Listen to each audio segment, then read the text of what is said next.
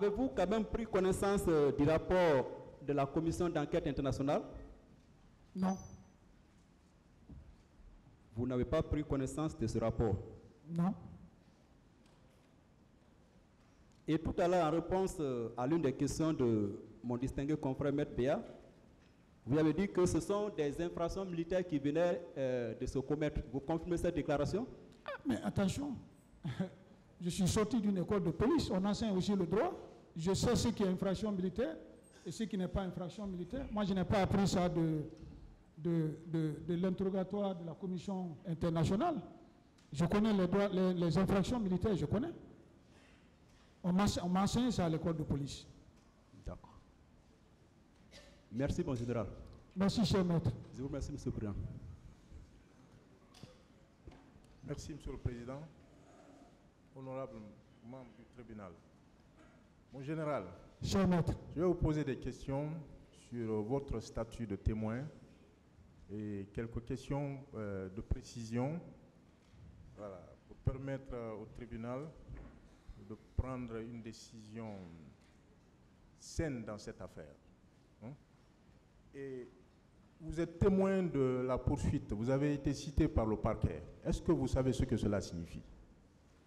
Oui, ça signifie qu'ils me choisissent comme témoin pour approuver ce que j'ai vu. Et je suis là pour ça, pour déposer cela, et j'avais été interrogé pour cela. Est-ce que vous savez que vous avez été cité précisément pour établir les faits qui sont reprochés à nos clients, notamment au colonel Moussa Tcheboro Kamara? Cher maître, cité par qui? Vous avez été cité par le parquet, par le procureur, par monsieur le procureur. Non, le pour procureur... établir les faits reprochés à nos clients. Concernant le colonel, par exemple, on parle de meurtre, on parle d'assassinat, de complicité de meurtre et d'assassinat, de complicité de vol à main armée, vol de téléphone portable, et de non-assistance à personne en danger. Vous avez été cité pour établir la véracité de ces infractions. Cher maître, avec tout le respect que je vous dois, le procureur avait le droit et ne peut même pas, le procès ne peut pas se tenir sans savoir notre version des faits, parce que c'est nous qui étions chargés ce jour-là du maintien d'ordre. Ce que je suis en train de dire là, le procureur ne peut pas le dire, il n'était pas là-bas. Donc, c'était de droit qu'on me cite et pour que je vienne donner ma version des faits. C'est pour ça que j'ai attendu tout ce temps. Peut-être que ça n'allait pas me trouver ici, mais j'ai dit, j'attends jusqu'à ma comparution. C'était nécessaire que je parle. Merci, mon général. Est-ce que vous savez qu'en droit guinéen, le fardeau de la persuasion, pour persuader ce tribunal, pèse à titre principal et de façon incontestable sur le témoin? Maître, oui. Cher maître, avec tout le respect que je vous dois, à l'instant où je suis sur 3 serments. Je suis sur le serment de policier, oui.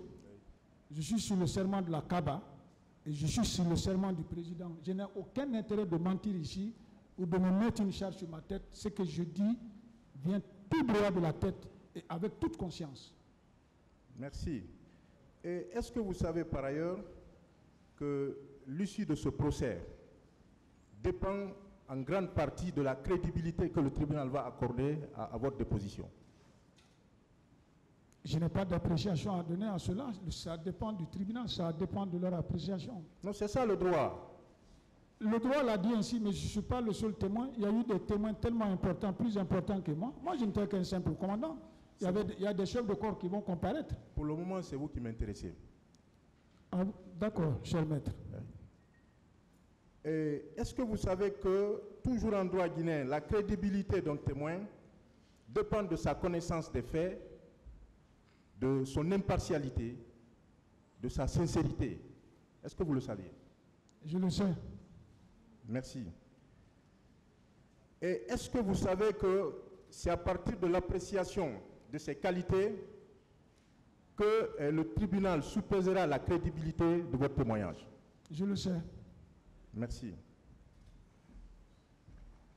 Et est-ce que vous savez que la description d'un objet par un témoin doit être une description précise dans les détails? Est-ce que vous le savez? Je le sais.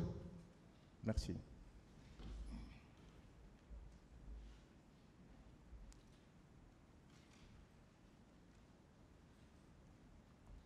Et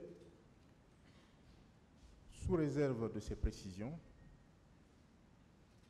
vous dites avoir conseillé, peut-être que je me trompe, j'ai mal entendu, le colonel Tchebro d'aller vers les leaders. Vous le confirmez? Non. C'est moi qui ai demandé au ministre d'aller vers les leaders. Il était la personne la mieux placée parce qu'un ministre, c'est un homme politique. C'était des policiers qui étaient en face. Sinon, c'est mes hommes qui ont bloqué les politiciens. Le compte rendu m'a été fait par mon adjoint. J'ai dit non.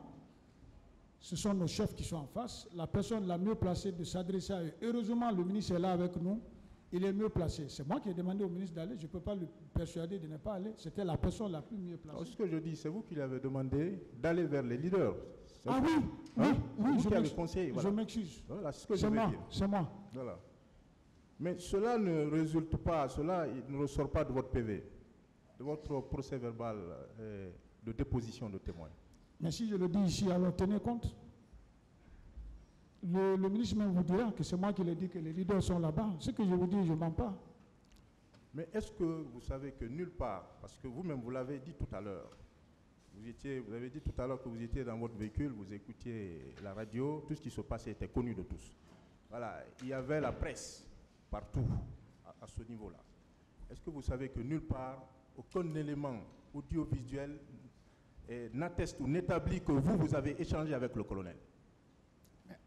Cher maître, avec tout le respect que je vous dois, est-ce qu'un subordonné qui vient serrer le garde-vous à un ministre pour dire que les leaders sont là-bas, là, les radios privées doivent être là pour enregistrer cela? Non. C'est un subordonné qui a rendu compte à un chef. C'est tout. Mais il conteste cette version des faits. Je crois que je m'en tiens à ce que j'ai dit ici. Il est libre de contester. Merci. C'est clair. Merci, je continue. Voilà. Le commissariat du stade a été incendié devant vous. Vous étiez présent lorsqu'on a incendié le commissariat du stade? Cher maître, désolé, c'est le commissariat de Dixine qui a été incendié. Le stade, je ne me souviens pas. Oui, le commissariat de Dixine, peut-être que c'est un lapsus. Le commissariat de Dixine. Je n'étais pas là. Vous n'étiez pas là. La question est déjà répondue là. Vous n'étiez pas là. Vos hommes n'étaient pas là non plus.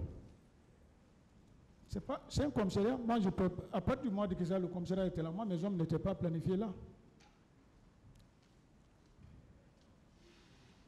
Et au stade, parce que vous dites que vous n'êtes pas rentré au stade, pendant que l'ambiance était bon enfant, qu'est-ce qui a justifié le retrait de vos hommes? Qu'est-ce qui vous a amené jusqu'au rond-point de Donka? Est-ce que vous pouvez m'expliquer cela? Cher maître, oui. C'est le repli tactique qui nous a amenés à Donka.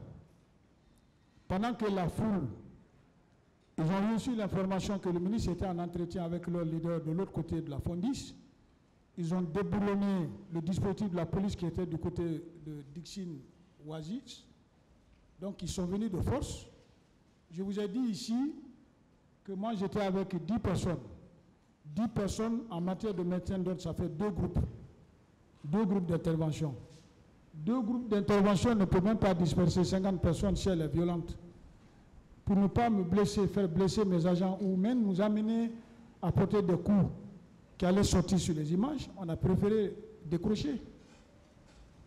À partir du rond-point de Donka, lorsque vous avez vu le groupe de militaires passer, voilà, pourquoi vous n'avez pas immédiatement remonté l'information à votre hiérarchie pour la conduite à tenir? Cher maître, je crois que vous lisez bien mon PV. Ce n'est pas à partir de Donka que j'ai vu le groupe de militaires.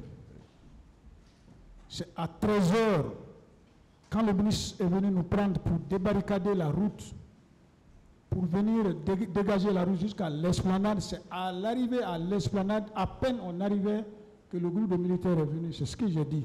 Je n'ai pas dit qu'à Donka. Voilà. Oui, mais pourquoi vous n'avez pas informé la hiérarchie tout de suite là, immédiatement? Voilà, on voit un groupe de militaires composé de tel entrer à l'intérieur du stade. Quelle hiérarchie?